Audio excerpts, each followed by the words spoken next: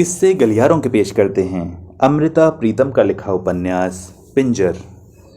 पिछले भाग में आपने सुना रहीमे की एक बूढ़ी माँ है जिसकी आंखें दिन ब दिन खराब होती जा रही हैं। एक दिन वो पूरो को अपने पास बुलाती है और उसे कहती है कि पास के गांव में एक बावली है जहां एक साईं रहता है जो बावली की पानी और मिट्टी को आंखों से लगाने पर आंखें ठीक कर देता है। अगर पूरो चाहे तो वो उसके साथ चले, उसे सहारा दे तो उसकी आंखें जल्दी ठीक हो जाएं। पूरो उस बावली का पता पूछती है कि किस गांव में है। बुढ़िया बताती है रत्तोआल में। पूरो को याद आता है कि रत्तोआल में तो उसकी शादी होनी थी। उसका दिल धड़कने लगता है। वो राजी हो जाती है और जाते जाते सोचती है कि रत्तोआल में रामचंद्र भी होगा, उसका घर देखेगी। लेकिन वो अपने आप को संभालती है कि उसका घर नहीं देखेगी, वो रामचंद्र से नहीं मिलेगी। फिर उसका मन नहीं मानता और वो खेत देखने निकल पड़ती है, गांव देखने निकल पड़ती है, जहाँ खेतों से वो लोगों से बात करती है, पूछती है कि ये खेत किसका है। कोई भी रामचंद्र का नाम न लेता। फिर एक दिन एक किसान बताता है कि ये खेत रामचंद्र के हैं। पूरो ठिठक जाती है। फिर उसे सुनाई देता है कि मालिक आ रहा है। वो देखती है रामचंद्र आ रहा था। रामचंद्र उसके पास आता है, उससे पूछता है क्या हुआ, लेकिन ये जवाब नहीं दे पाती और अपने आप लौट आती है। जब पूरो बावली में सो रही होती है तब रामचंद्र उसके पास आता है, उसका हाथ पकड़कर वहीं ले जाता है जहाँ वो खड़ी थी। वहाँ वो पूछता है क्या तू पूरो है। पूरो कहती है पूरो तो कब की मर चुकी है, और ये कहकर वो आगे बढ़ती जाती है।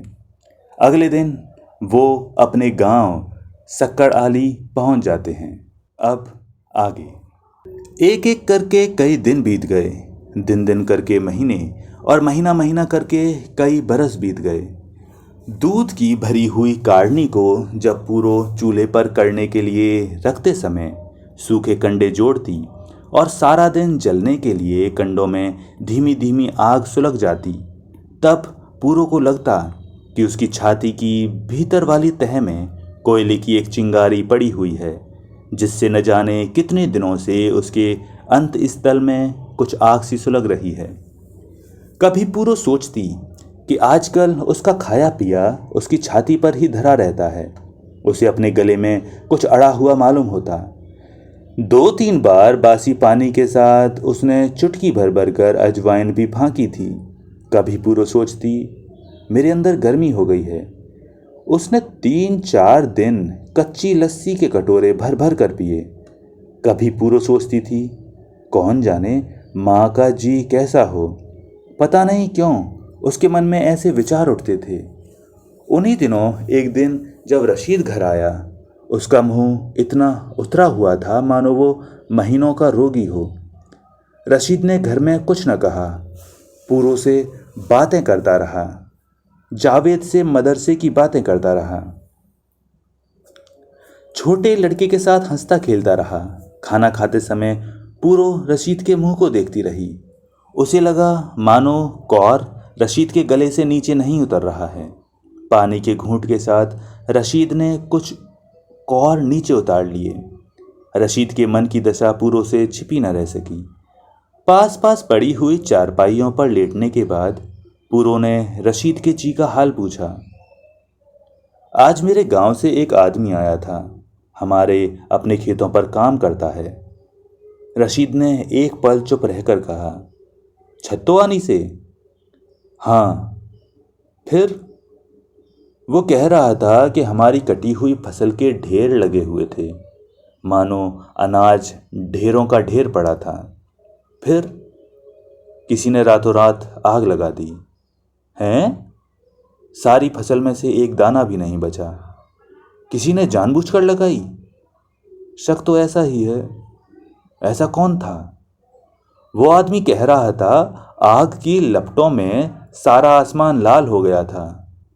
फिर अब हमारा जो हिस्सा था सो तो था ही, वे बेचारे क्या करेंगे?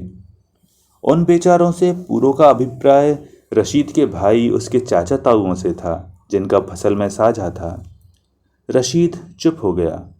पूरो भी जैसे सोच में पड़ गई।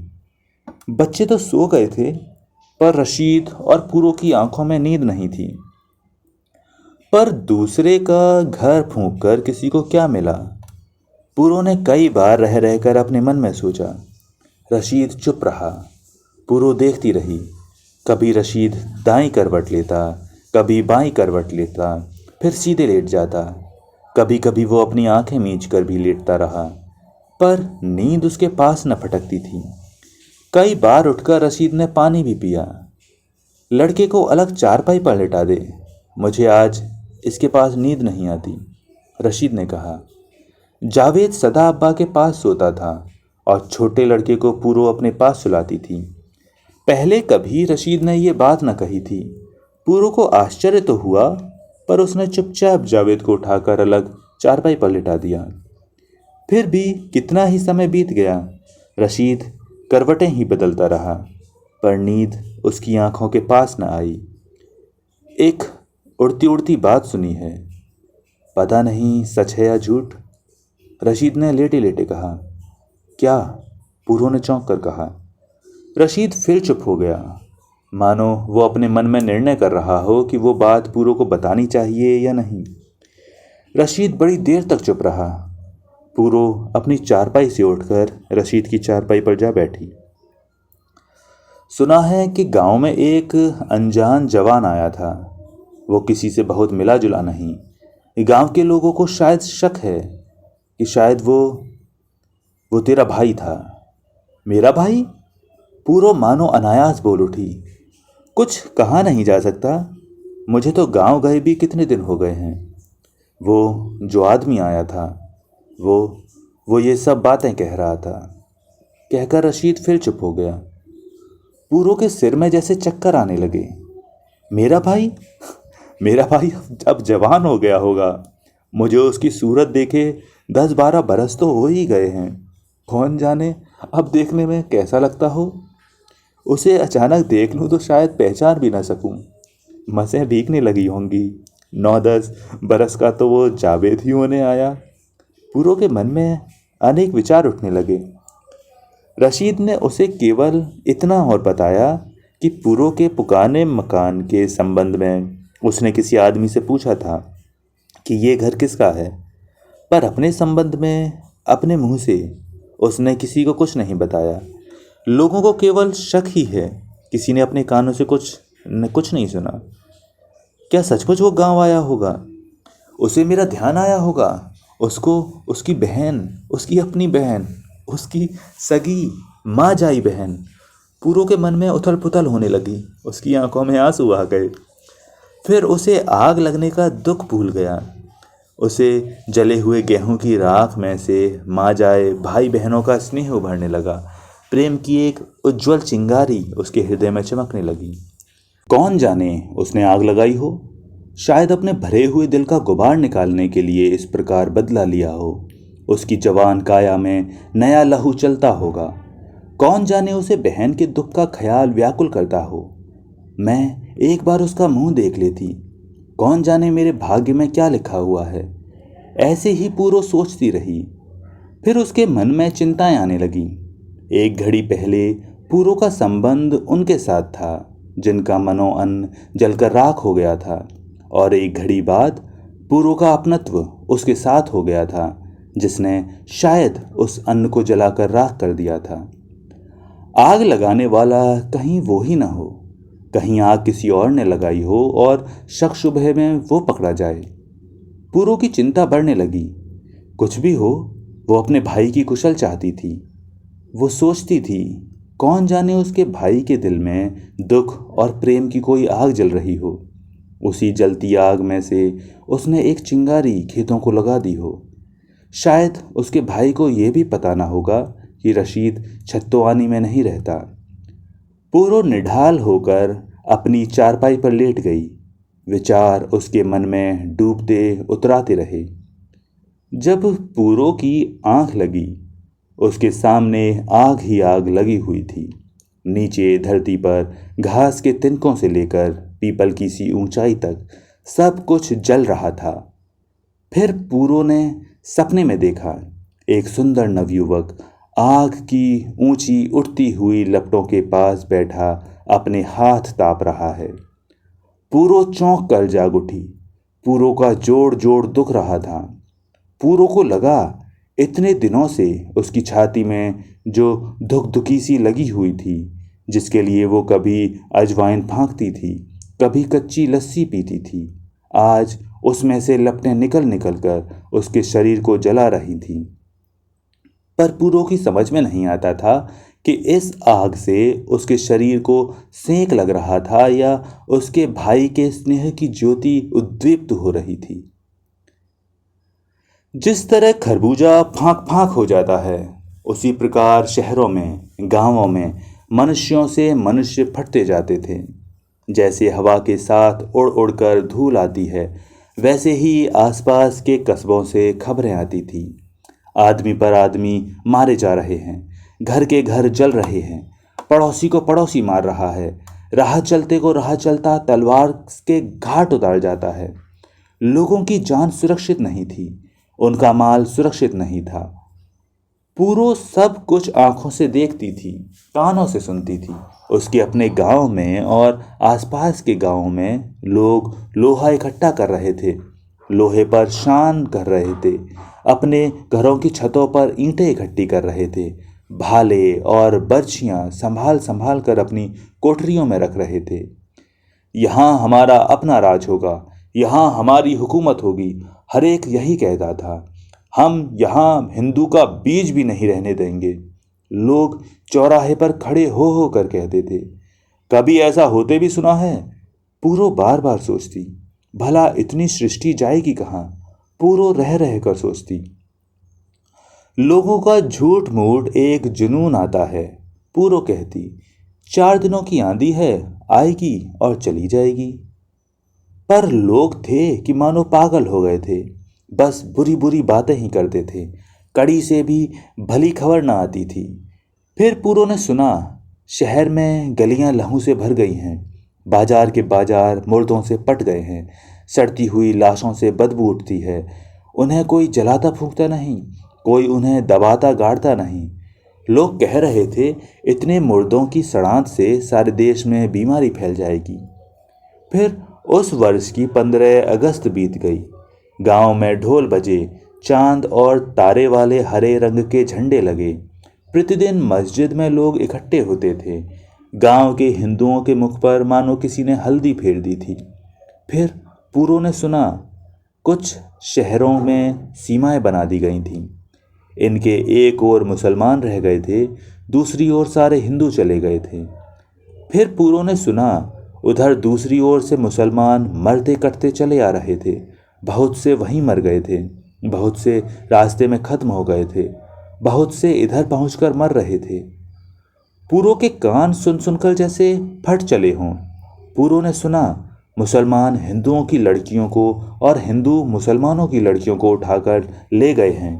कईयों ने उन्हें अपने घरों में डाल लिया है, कईयों ने उन्हें जान से मार डाला है, कईयों को वो नंगा करके गलियों और बाजारों में घुमा रहे हैं। गुजरात जिले के उन गांवों में जो पूरो के गांव के आसपास लगे हुए थे, सबके पीछे उपद्रव हुए। पूरो के अपने गांव वाले, उसकी अपनी बिरादरी वाले, पूरो के अपने रशीद को छोड़कर रशीद के सारे संबंधी कुटुंबी भी वहशी बने फिरते थे। पूरो को साहस न होता था और न रशीद के बस की बात थी कि किसी को कुछ समझावे बुझावे। उनके आसपास के गांवों के हिंदू भागने लगे। उनकी गायें अपने खूंटों से बंधी रह गईं, उनकी भैंसें भां भां डकराने लगीं, उनके भय भरे घर पीछे छूट गए, उनके खेत मालिकों के मुंह ताकते रहे। वे रातों रात भागते, वे गांवों की सीमा पर मारे जाते, पर 20 कोस चलते रहने के बाद मरे हुए मिलते। पूरो के गांव के सारे हिंदू अपनी एक बड़ी हवेली में चले गए थे। यदि कोई खिड़की या दरवाज़ा खोलकर बाहर आ जाता तो तुरंत मौत उसे अपने झपेटे में ले लेती। कहते थे कि हवेली में उन्होंने अनाज इकट्ठा किया हुआ था। कोई हिंदू बाहर देखता नहीं था, कोई हिंदू औरत बाहर झांकती नहीं थी। पूरो के गांव में केवल मुसलमान रह गए थे। गांव में हिंदू जानवरों की तरह हवेली में फंसे हुए थे। एक दिन उसके गांव वालों ने मिलकर हवेली पर हमला किया। उन्होंने निश्चय किया था कि वो हवेली वालों का नाम मिटा देंगे। उन्होंने बंद घरों के ताले तोड़ डाले, अलग अलग घरों के मालिक बन बैठे। यदि कभी रात बिरात कोई हवेली से नीचे उतरता, अगले दिन पूरे गांव में उसकी लाश पड़ी देख लेती थी। एक दिन उन्होंने न जाने किस तरह हवेली के दरवाजों और खिड़कियों पर तेल डाला और तेल से भीगे हुए दरवाजों और खिड़कियों में भी आग लगा दी। जब हिंदू मिलिट्री के ट्रक उनके गांव में पहुंच गए, हवेली के भीतर से आग की लपटें जितनी ऊंची चीखें भी निकल रही थीं। जबकि मिलिट्री ने आग बुझाई और भीतर से आदमी निकाले। उन घबराए हुए लोगों ने उन्होंने लोरी में बिठाना शुरू कर दिया। आधे जले हुए 3 आदमी भी निकाले गए, जिनके शरीर से चर्बी बह रही थी, जिनका मांस जलकर हड्डियों से अलग अलग लटक गया था, कोहनियों और घुटनों पर से जिनका पिंजर बाहर को निकल आया था। लोगों को लॉरियों में बैठते बैठते उन तीनों ने जान तोड़ दी। उन तीनों की लाशों को वहीं भूमि पर फेंक कर लारियां चल दीं। उनके घर वाले चीखते चिल्लाते रह गए, पर मिलिट्री के पास उन्हें जलाने फूकने का समय नहीं था। पूरों का गांव खाली हो गया था। पराई कौम का कोई आदमी भी बाकी नहीं रह गया था। केवल 3 लाशें हवेली के बाहर पड़ी हुई थीं, जिनके पिंजर पर बचे हुए मांस को दिन ही में गांव के कुत्तों और कौओं ने नोच लिया था। पूरों की आंखों में जैसे किसी ने शीशे के कंकड़ डाल दिए हों। एक दिन पूरों ने 10-12 मन चले नवयुवकों को, एक नंगी जवान लड़की को अपने आगे करके दोनों हाथों से ढोल ढमके बजाते अपने गांव के पास से गुजरते देखा। न जाने वे किस गांव से आए थे और किस गांव को चले गए। पूरों को लगता था मानो इस संसार में जीना दूभर हो गया हो, मानो इस युग में लड़की का जन्म लेना ही पाप हो। उसी दिन संध्या के समय पूरों को गन्ने के खेत में छिपी हुई एक लड़की दिख पड़ी, जिसे रात के घोर अंधकार में वो अपने घर ले आई। उस लड़की ने पूरों को बताया कि पास के गांव में एक कैंप खुला हुआ था, जहां गांव के हिंदू इकट्ठा हो गए थे और इंतजार कर रहे थे कि मिलिट्री उन्हें यहां से निकालकर कब दूसरी ओर हिंदुस्तान ले जाएगी। इस ओर की फौज कैंप की रखवाली करती थी, पर हर रोज रात को कुछ मुसलमान चोरी छिपे आकर कैंप की जवान लड़कियों को उठाकर ले जाते थे और अगले दिन तड़के ही उन्हें वापस छोड़ जाते थे। उस लड़की ने पूरों को बताया कि पूरी 9 रातें हो गई थी उसे रोज रात को नए नए लोगों के घरों में जाना पड़ता था। अरे यार, पिछली रात वो किसी प्रकार अपने ले जाने वाले को धोखा देकर भाग गई थी। दौड़ते दौड़ते वो इस गांव में पहुंची थी। जब सुबह के समय उजाला होने लगा, तब वो निश्चय न कर सकी कि किधर जाए। उसने दिन का सारा समय ईख के खेत में लुके छुपे पड़े रहकर बिताया। पूरो ये सब सुन सुनकर विक्षिप्त सी हो गई थी। उससे और न सुना जाता था। पूरो को जैसे इन बातों का विश्वास न होता था। पूरो ने उस लड़की को अपने घर की पिछली कोठरी में रख लिया।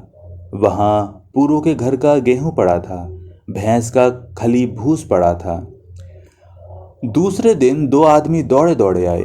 उन्होंने सारे गांव वालों से पूछा कि किसी ने एक लड़की देखी है। वे गांव वालों के आंगनों में भी झांक झांक कर देख गए, पर लड़की का कुछ पता न चला। पूरो के मन में कई प्रकार के सवाल उठते, पर वो उनका कोई उत्तर न सोच सकती। उसे पता न चलता था कि अब इस धरती पर, जो कि आदमी के लहू से लथपथ हो गई थी, पहले की भांति गेहूं की सुनहरी बालियां उत्पन्न होंगी भी या नहीं। इस धरती पर जिसके खेतों में मुर्दे पड़े सड़ रहे थे, अब भी पहले की तरह मकई के भुट्टों में से सुगंध निकलेगी या नहीं। क्या ये स्त्रियां इन पुरुषों के लिए अब भी संतान उत्पन्न करेंगी, जिन पुरुषों ने इन स्त्रियों की अपनी बहनों के साथ ऐसा अत्याचार किया था। हिंदुस्तान जाता हुआ एक काफिला पूरो के गांव के पास आकर रुका। पुरुष और स्त्रियां झुंड के झुंड पैदल चलते थे। बैलगाड़ियों में उन्होंने बच्चों को भर दिया था। कुछ सिपाही काफिले के आगे थे और कुछ पीछे। यात्रियों की आंखें भारी हो गई थीं। रास्ते की धूल दुर्दैव की भांति उनके मुंह सिर पर मंडराकर अब वहीं जम गई थी। पूरो के गांव पहुंचते पहुंचते काफिले को रात पड़ गई। उसे वहीं रुकना पड़ा। पूरो का चित्त व्याकुल था। उसे रह रहकर एक ही विचार आता था कि वो सड़क रत्तोवाल से आती है। इस काफिले में अवश्य उसका रामचंद होगा। एक अंतिम भेंट, बस एक बार, अंतिम बार। उसके बाद वो इस देश में ही ना रहेगा। उसके बाद फिर कभी वो उसका कुशल न सुन सकेगी। उसके बाद फिर कभी कभी भी उसके गांव की वो हदा की ओर भी न जाएगी। काफिले वाले अपने बचे खुचे गहने और रुपए देकर रास्ते के गांवों के लोगों से अनाज मोल लेते थे। गांव के कुछ आदमी औरत जाकर उनसे सौदा कर लेते थे और पहरे वाले सिपाहियों की देख रेख में अपना मकई बाजरा सोने के भाव बेच देते थे। इसी बहाने जाकर पूरो ने काफिले पर एक नज़र मारी। पूरो ने काफिले में बैठे हुए रामचंद को देखा। रामचंद ने रत्तोवाल के खेतों में खड़ी हुई आंसुओं से भीगे मुंह वाली पूरो को पहचाना। रत्तोवाल के खेतों में पूरो का मुंह उसके डूबते हुए साहस ने बंद कर दिया था। आज उसका मुंह पास खड़े हुए पहरे के सिपाहियों ने बंद किया हुआ था। पूरो कुछ कह ना सकी। तुम्हें अनाज दाना कुछ चाहिए? उसने रामचंद की ओर मुंह करके कहा। हाँ। रामचंद की आंखें पूरो के मुंह पर से न हटती थी। शायद अब भी वो उसे पहचानने की चेष्टा कर रहा था। अच्छा, रुपए तैयार रखना, मैं रात को पहुंच आऊंगी। पास खड़े हुए सिपाही की ओर देखकर पूरो ने फिर रामचंद की ओर देखा और फिर लौट आई। पूरो ने रशीद से कहा कि उसे घर में छिपी हुई लड़की को काफिले में पहुंचाना है और वो आटे और मिट्टी के पुरवे में रखे हुए घी को कपड़े में बांधकर और लड़की को साथ लेकर रात के अंधेरे में सोए हुए काफिले की ओर चल दी। दिन भर चलने से लोग थके हुए पड़े थे। हर समय का भय चाहे चमगादड़ों की तरह उनके सिर पर मंडरा रहा था, पर फिर भी घोड़े बेचकर सोए हुए थे। मैं रात को पहुंचा जाऊंगी। रामचंद के कानों में पूरो की आवाज़ शाम से गूंज रही थी। रामचंद रात की निस्तब्धता में किसी के पैरों की आहट ले रहा था। सिपाही घूमकर पहरा दे रहे थे। पूरो पंजों पर चलकर काफिले में जा पहुंची। सिर से गठरी उतारकर उसने रामचंद के आगे रख दी और लड़की से बैठ जाने को कहा। तू पूरो ही है ना? आज भी रामचंद ने वही रत्तोवाल के खेतों वाला सवाल किया। अब भी पूछना बाकी है, पूरो ने उलाहने से कहा। अपने जीवन में रामचंद को उसका यह पहला और अंतिम उलाहना था। रामचंद ने सिर झुका लिया। मेरे माता पिता की कोई खबर? पूरो ने एक गहरा सांस लेकर पूछा। वे तो जब के ब्याह करके गए हैं, लौटे ही नहीं। पर रामचंद कहते कहते रुक गया। ब्याह? किसका ब्याह? पूरो ने पूछा। तेरे खो जाने के बाद उन्होंने एक रात चुपचाप तेरी छोटी बहन के फेरे मुझसे कर दिए और तेरे भाई के साथ मेरी बहन के फेरे हो गए। तब से वे गांव नहीं लौटे हैं। आजकल श्याम ही हैं। पर रामचंद कहता कहता रुक गया। मेरी बहन? फिर तो वो काफिले में होगी। पूरो के लिए रामचंद के साथ उसकी बहन के ब्याह की बात बिल्कुल नई थी। नहीं, पिछले दिनों तेरा भाई आया था। वो अपनी औरत को मायके छोड़ गया था और बहन को अपने साथ ले गया था। जो वो यहाँ होती तो वो भी। रामचंद की आंखों में आंसू छलछला आए। वो भी? क्या हुआ? किसे? पूरो की समझ में कुछ ना आया। पता नहीं लगा किस समय मेरी बहन को उठा कर ले गए। जब हम घर से निकले वो साथ थी। मैं बुढ़िया माँ को पीठ पर उठाए काफिले से आया हूँ। तब तक वो मेरे पीछे पीछे चली आ रही थी, पर अब काफिले में नहीं है। रामचंद ने गले से जोर से निकलने की चेष्टा करते हुए स्वर को रोक रोक कर कहा। उसको रुलाई आ रही थी, पर उसने अपनी पगड़ी को अपने मुंह में डाल लिया। मेरी माँ ने पीट पीट कर अपने शरीर को नीला कर लिया है। रामचंद्र ने कहा। पूरो की अंतड़ियों में एक ऐंठन सी पड़ने लगी। कोशिश करना, कुछ पता लग जाए, न जाने जीती है या मर गई। रामचंद्र ने फिर से कहा। अंतड़ियों में उठती हुई पीड़ा के कारण पूरो कुछ बोल न सकी। उसका नाम शायद लाजो है। पूरो को याद आया, अपनी सगाई के समय उसने अपने भाई की मंगेतर का नाम सुना था। हाँ, उसकी उसकी बाह पर भी उसका नाम गुदा हुआ है, रामचंद्र ने बताया। सिपाही घूम घूम कर पहरा दे रहे थे। सोए हुए लोगों के बीच में बैठे हुए रामचंद्र और पूरो धीरे धीरे बातें कर रहे थे। इस बेचारी को मैं तुम्हें सौंपने आई हूँ। इसे काफिले में ले जाओ। हिंदुस्तान जाकर पता कर लेना, जो इसके माँ बाप मिल जाएं तो। पूरो ने लड़की की बाह रामचंद्र के हाथ में पकड़ा दी। मेरा भाई यहाँ आया था, चाहती थी उसे एक बार देख लेती। पूरो ने अपनी कामना प्रकट करते हुए कहा। पिछले दिनों जब तुम्हारे छत्तोआनी वाले खेतों में आग लगी थी, याद है? रामचंद्र ने कहा। आग? हाँ, आग लगी थी। क्या यह सच है कि मेरे भाई ने ही आग लगाई थी? पूरो को उस दिन ध्यान आ गया जब रशीद ने एक अफवाह सुनाई थी। हाँ, उसी ने आग लगाई थी। तेरा तो उसे पता मालूम नहीं था कि तू कहाँ रहती है। गुस्से में आकर उसने रशीद के खेत जला डाले। पूरो को रोमांच हो आया। उसका भाई अब जवान हो गया था। उसके हृदय में बदले की ज्वाला धधक रही थी। उसके दिल में बहन की याद थी। शायद ही उसे उस दुर्घटना की याद आई। उसके भाई की स्त्री गुम हो गई थी। किसी ने उसे जबरदस्ती उठा लिया था। न जाने वो किस हाल में थी। वो उसके उसके रामचंद्र की बहन। मुझे यहाँ सकड़ाली के पते की चिट्ठी लिखना, अपना पता भी लिखना। जो लाजो का कुछ पता लगा तो मैं लिख भेजूंगी, पूरो ने कहा। रात का अंधेरा हल्का होता जा रहा था। सिपाही काफिले वालों को जगा रहे थे। काफिले को आगे बढ़ना था। पूरो उठ खड़ी हुई। पूरो ने रामचंद्र को हाथ जोड़े। वो कुछ बोल न सकी। पूरो ने काफिले से बाहर पांव धरा ही था कि एक सिपाही ने उस पर लाठी तान ली। तू कौन है? कहाँ चली है? मैं अनाज बेचने आई थी।